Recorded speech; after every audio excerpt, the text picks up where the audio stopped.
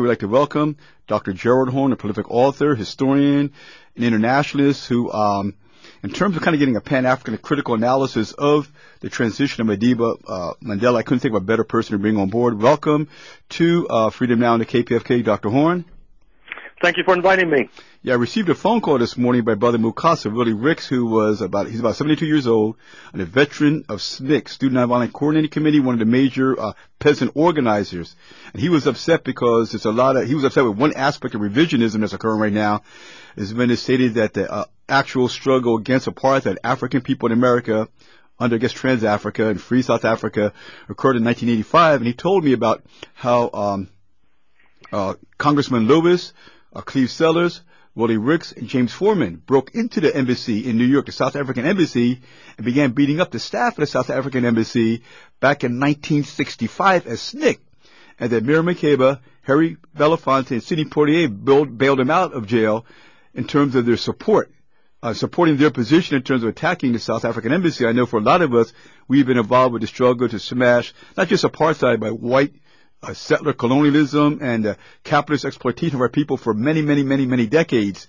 But the way the media is twisting this, it appears that the United States and the United States government was in fact in the vanguard, when we all know that in fact it was the CIA that gave the Bureau of State Security the information to arrest Nelson Mandela, and that historically, up until 2008, Nelson Mandela was considered a terrorist, was on a U.S. terrorist watch list. Once again, until 2008, Nelson Mandela and much of the leadership of the ANC was on a U.S. terrorist watch list. So, we're seeing this whole revisionism going on, and I think it's important for us to get some clarity because before this story is told, it appeared that, the United States supported the liberation of South Africa, and in fact, the Eastern Bloc, the USSR and Cuba and Libya and so forth had no role to play in this at all. And you and I both know that's totally not the truth. So maybe you can give us your analysis, Dr. Horne.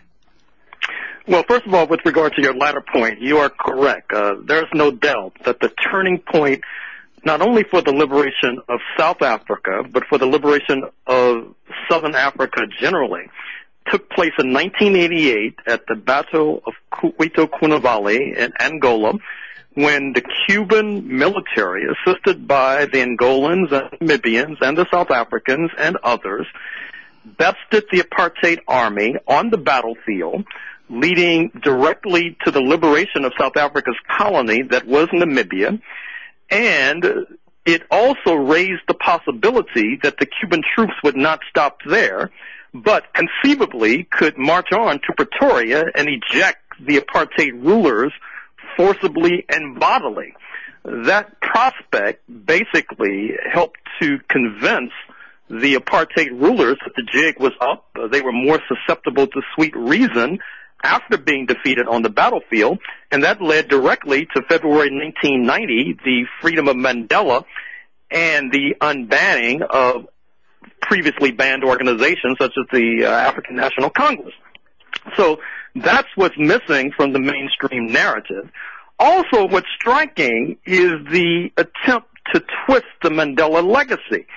Basically, if you listen to the mainstream press, you get the idea that the reason we should celebrate Mandela is that it provides an alleged lesson that oppressors can engage in deviltry and devilment, lynching and murder and all the rest, and yet can escape punishment, and yet can escape justice. In fact, can keep all of their ill-gotten gains. And that's what we're supposed to celebrate. That's called reconciliation in their book. And I think that we have to reject that lesson clearly and obviously. Then, as you correctly note, the U.S. authorities were in the vanguard for the support of the apartheid regime. We know that in 1986, when the Comprehensive Anti-Apartheid Act was passed in the United States, it was passed over the veto of conservative icon President Ronald Wilson Reagan. And that victory was a product in the first place of mass action, not only mass action globally, but mass action in the United States. You know that on college campuses all over these United States of America, there was a divestment movement, that is to say, a movement to compel universities to divest their holdings from corporations that had assets in apartheid South Africa.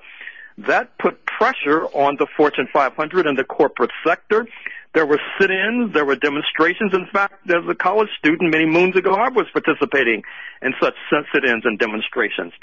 And that, in many ways, put the United States ahead of its Western European peers, which oftentimes is to the right of.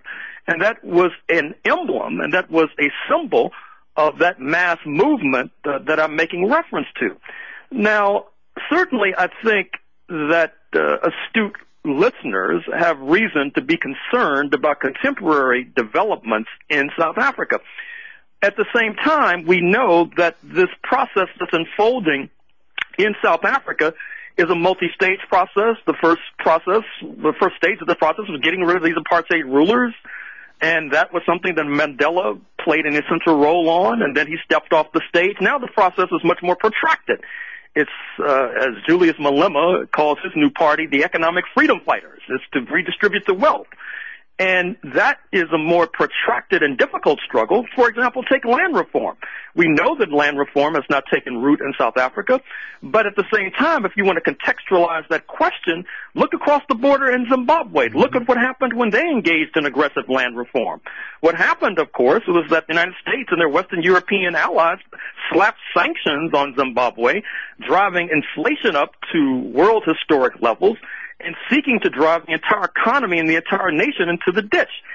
And we also know that if South Africa seeks to move in that direction, which it is trying to do, that a similar process is going to unfold in South Africa.